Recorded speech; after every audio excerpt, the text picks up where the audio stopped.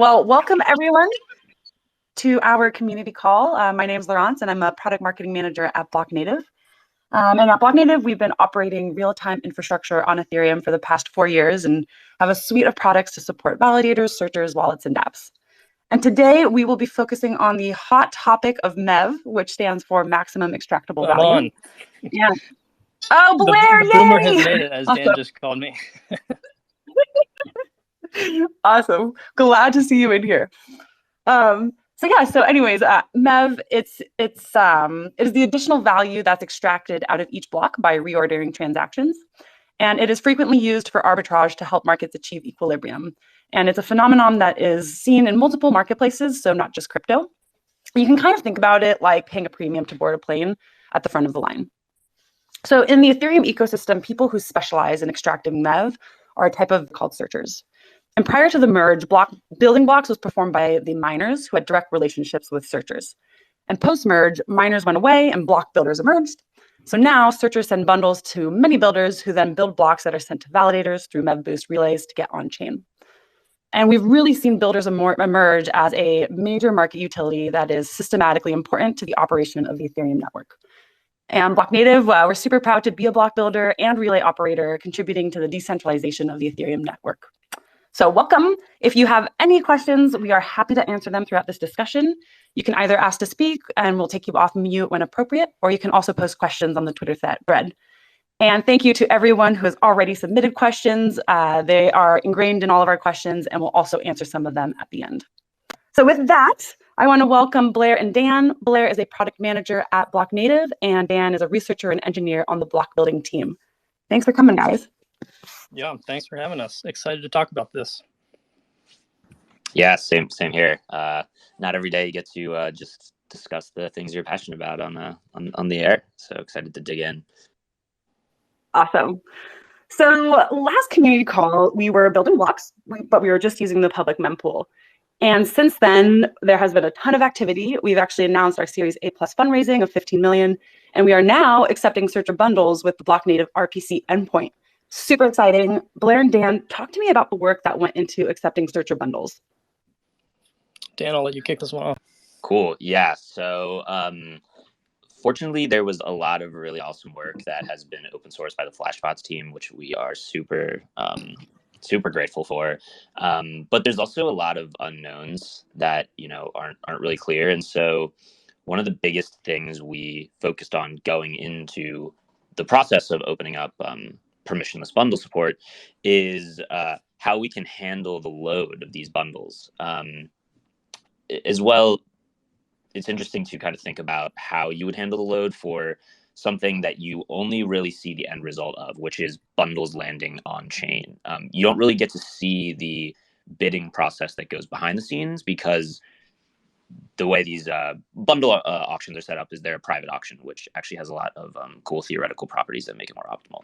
But so long story short, you don't really get to see a lot of the load that happens in the behind the scenes. So we were very cautious in the release of this, and how we sort of rolled it out at first was by listing a couple searchers to send us bundles.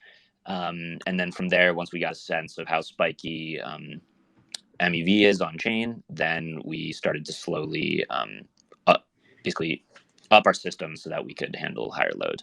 And from there, once we had a good grasp on it, we basically added in a couple more checks and basically Sybil resistance mechanisms and let open the floodgates. And so we've seen some nice searcher throughput at the moment, and I actually have some data on that we could get into later. But yeah, that's kind of the bulk of the process at the moment, and it's also a never-ending process as we don't have the totality of all searchers that we've seen on chain right now.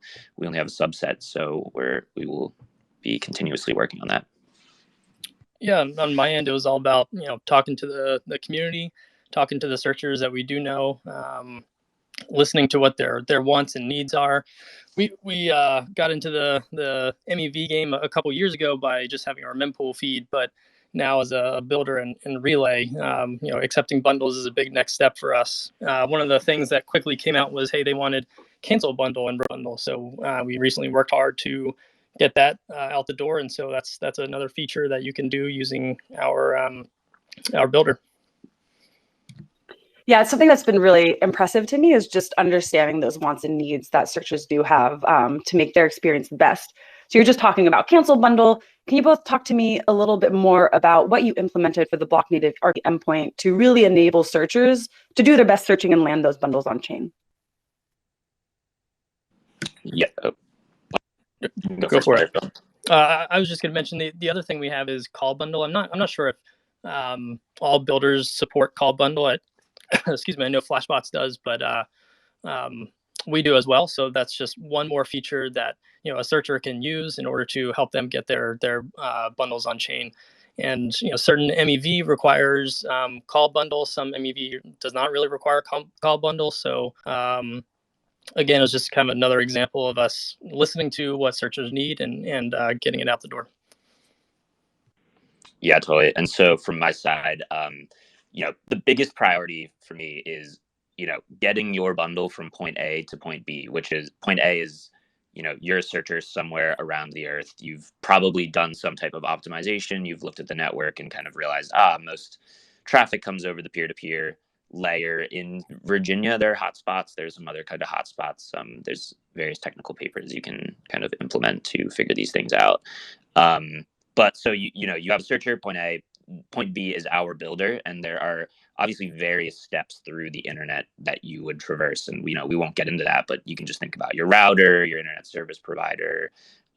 We have load balancers, we have proxies, all these things. And so the priority is just getting through that flow as fast as electronically possible. I won't even say humanly possible because it operates at a much faster speed than humans.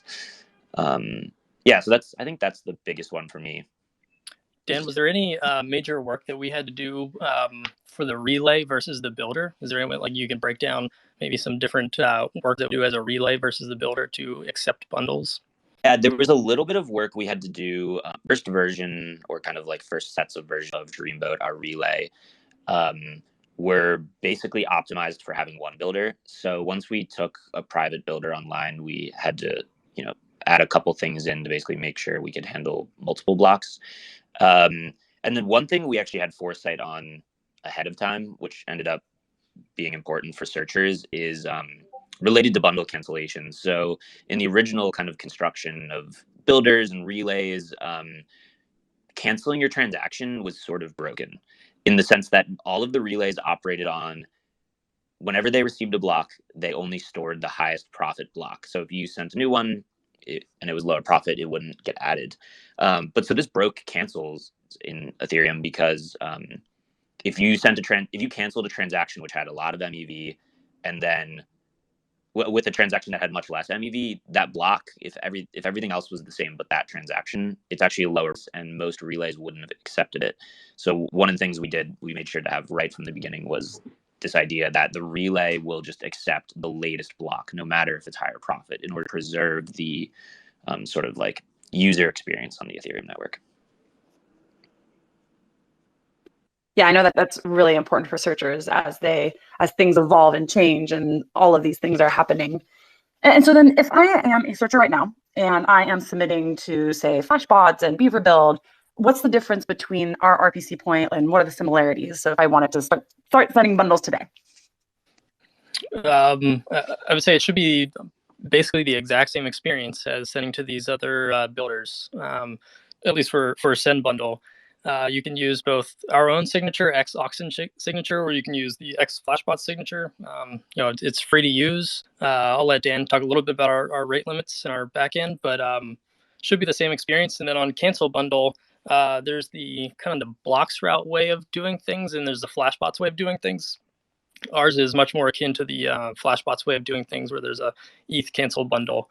And yeah, that was recently put out the door. So on rate limits, Dan, can you speak a little bit more on how we're doing rate limits? Yeah, definitely. And then also I'll add in, it was a technical decision to add support for X auction signature as opposed to X Flashbot signature. So we support both right now, just to be clear. But one of the things we're really focused on is ensuring a healthy diversity of builders in the ecosystem. And we thought sort of using just the Flashbot specific terminology is, very constrained to one builder, and therefore we should sort of open up the aperture for any other builder that also wants to use just this generic signature naming. But as I said, we support both. And then as well, as Blair mentioned, there's sort of some discrepancies between the builders on canceling and replacements, and we've chosen to typically side with the Flashbots implementation on those. But so for rate limits, we have about a 90 bundle per second rate limit, and then a burst of up to 120 bundles per second. It's actually pretty interesting why you want to enable bursts. But that's another topic we can get into. But yeah, we think we actually can potentially increase these rate limits going forward. We're just still sort of slowly we're taking a crawl, walk, run approach, and we're very much in the walk phase at the moment. So. Yeah, that's awesome. I'm actually really curious, Dan. Talk to me more about that burst limit. Yeah, so I mean, I won't get into like the technicals, but it's kind of like this idea that it's having a burst limit is it's known as like the leaky bucket algorithm. So it's sort of like this idea that if your bucket is always full and you end up getting more on top bucket going in, it will just start dropping things over the side of the bucket. And so the idea with having a burst limit is like, we want to make sure we still have capacity in case there actually is extra water, so that we don't just start dropping things on the floor, and providing an inconsistent searcher experience. Love it. Love the analogy. We're all about analogies here. You touched upon this, Dan, talking about the diversity of the builder ecosystem. And I know that you recently looked at a bunch of data around the builder searcher ecosystem. Talk to me about what your initial question was going into that and what was the inspiration? Totally. Yeah. So sort of, something very early on that has been kind of, I would say sort of a doomsday scenario, but it's maybe more like a meme that has been kind of placed in the ecosystem that we should sort of use as a light to like guide us in a way of having like a super centralized builder. We sort of don't want to end up in a scenario where one builder produces 99% of the blocks, because then, things like censorship become extremely possible, and sort of builder can, they can start charging whatever they want. They can start extracting rent, anything they want. You can think of even crazy attacks like purposefully censoring a certain bundle for like multiple blocks so that the MEV gets larger and then extracting the opportunity for themselves. So that's sort of the question I was interested in. Well, that's sort of where it starts. And so the way I started looking at it is basically one of the biggest paths to having this sort of like centralized doomsday single builder scenario is completely exclusive order flow. So the idea that a builder might, or a searcher might only send their bundles to one builder, and then that builder ends up profiting off of that and initiates this kind of positive, or positive, but not in the connotation sense of a positive feedback loop, which they get profit, they get better, faster, stronger, then they get more profit. Same thing keeps going. So yes, I was interested in how much exclusive order flow are we seeing on builders right now? Yeah, great question. I mean, we know that a huge reason that we've talked about proposer builder separation, we have this proto PBS with MEV boost, is just, hey, we don't want to have, like before with miners, it was very much a lot of computation power, only a few entities or people could really be great at mining. So it created these centralizing forces. So as an entire ecosystem and community, we want to continue pushing for decentralization. So super interesting research question for you to pose. Talk to us about what you found. What did you look at? Yeah, totally. So the first question I was really interested in, and by the way, a lot of these findings come from the awesome data science team at Blocknative. So I really want to shout them out. They made these questions much more fun to explore.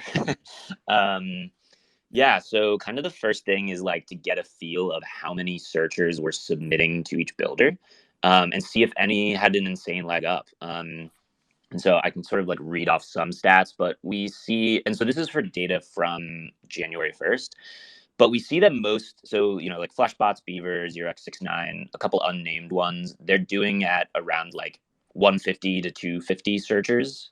That's unique MEV bot addresses that are showing up in their blocks. The blocks are labeled by their extra data field. So yeah, so about like 150 to 250. And I think the key insight there was like one of Flashbot's goals was to help create, like a vibrant ecosystem, and they've sort of been at the block building game for quite some time and have a leg up. But they only actually had about 40 more unique searchers than Beaver Builder, which is, I think, extremely impressive that another builder is able to come up that fast.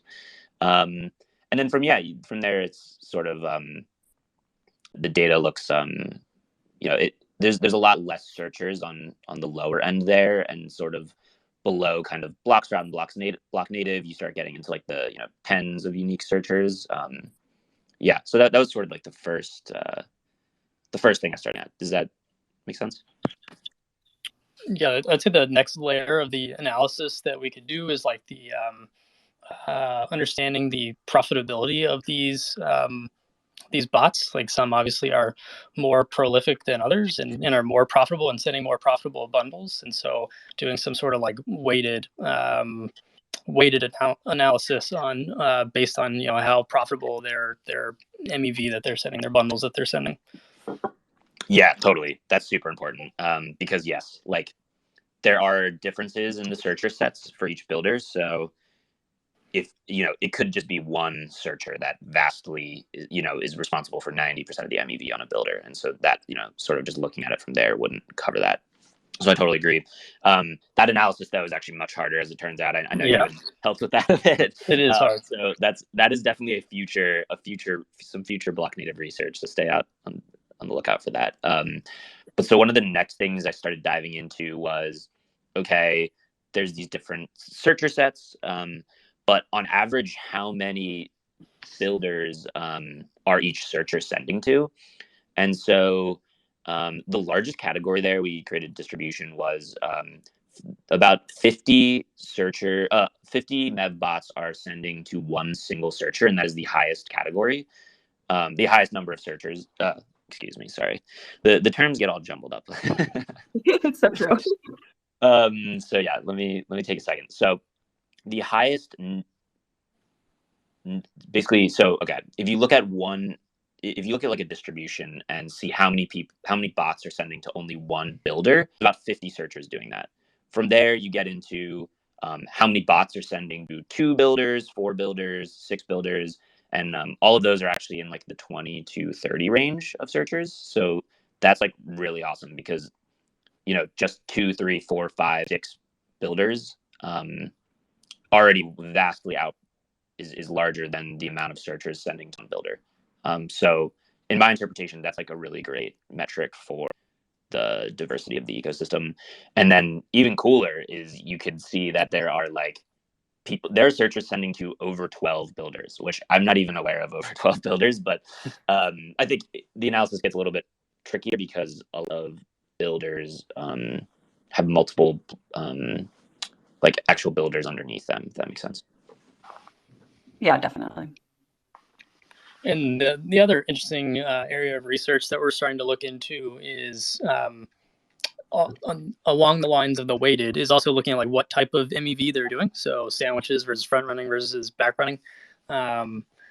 Because if you are a builder and you're trying to gain like bundle market share, you want to get exposure to each of these types of MEV, because then their competitors will see, hey, my competitor just beat me on this block because they're sending to XYZ builder and I'm not. And so, now I need to send to XYZ builder.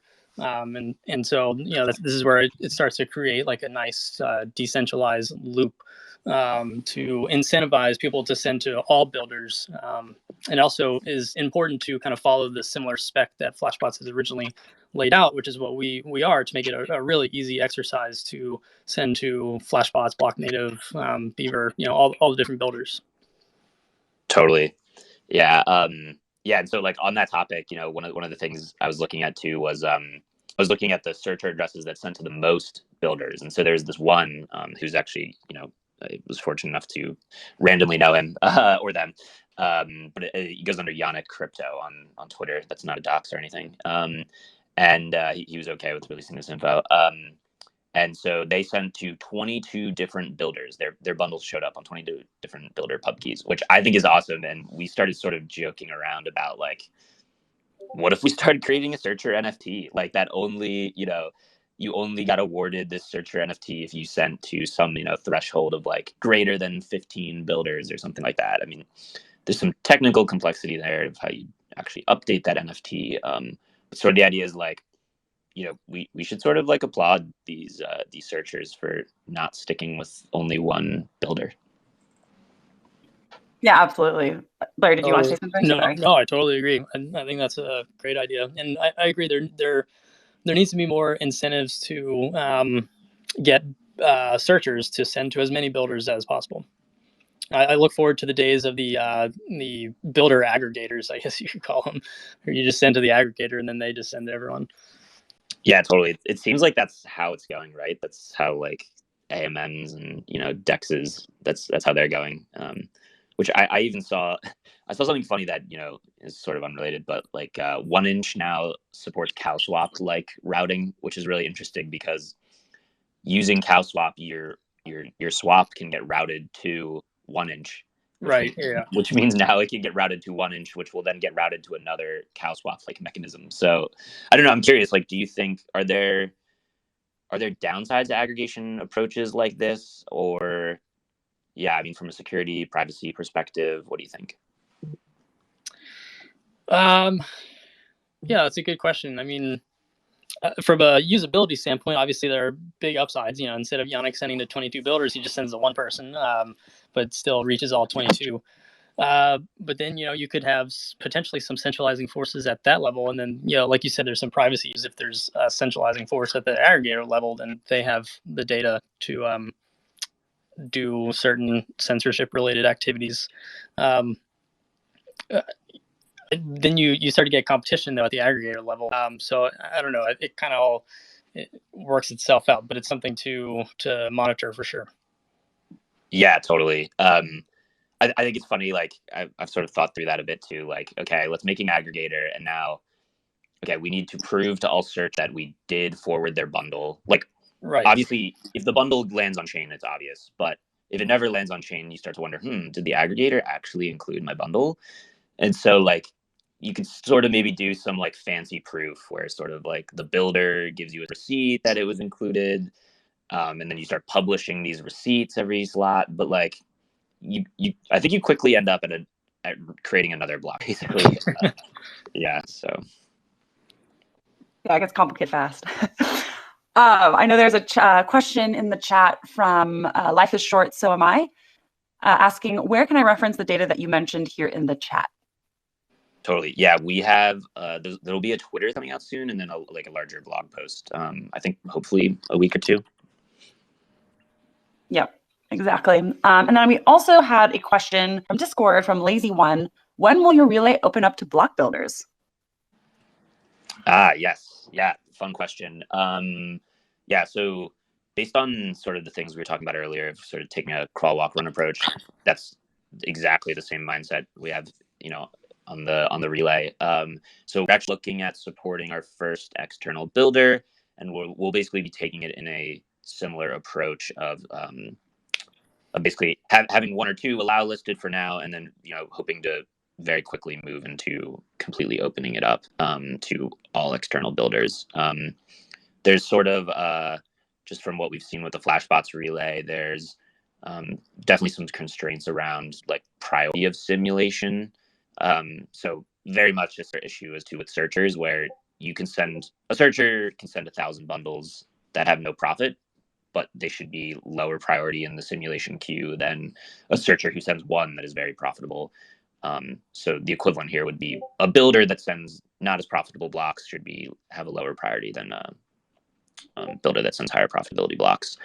And even on top of that, like Blair has been doing a lot of great, insight gathering from block builders. And so like one thing we've been talking about is like bonded mechanisms to kind of skip simulation. So the idea would be something like, say you're a block builder and 90% of your blocks are below 1 ETH bids.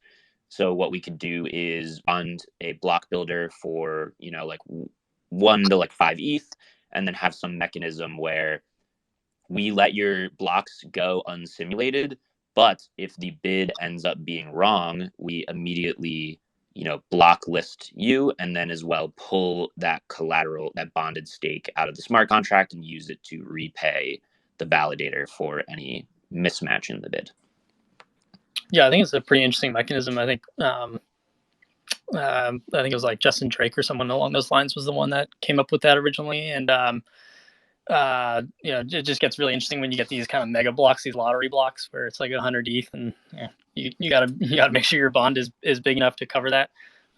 So I'd love to see that kind of come to fruition, and we're definitely looking at how we can make that happen at Blocknative. So yeah, because it is like a trusted approach in some sense. Like totally.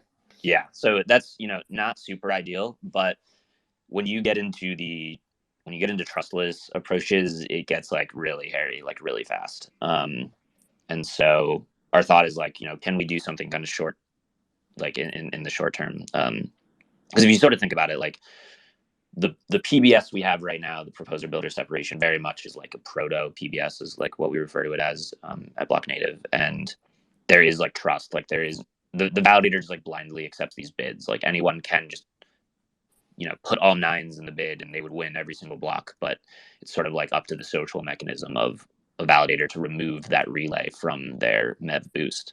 But like in reality, most of them don't have mechanisms set up to quickly short circuit if there's a relay in there. So there is a lot of trust right now, and I think that's something really important that we should not lose sight of or sort of pretend that's not there. But it's okay in the short term as long as we continuously make progress towards a better solution.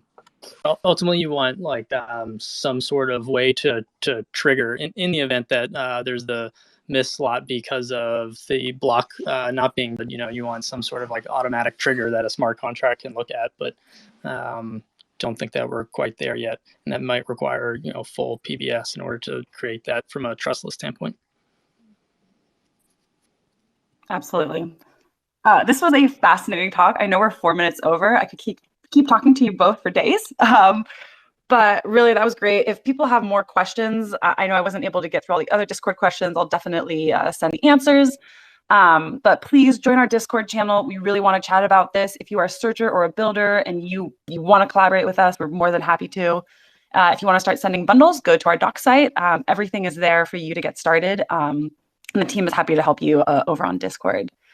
With that, thank you so much, Dan and Blair. That was such a pleasure speaking with you both. Yeah, thanks for having us. It was fun. Should do it again. Yeah, nice chatting. Be back to building some blocks. All right, thank you all. See ya. Bye.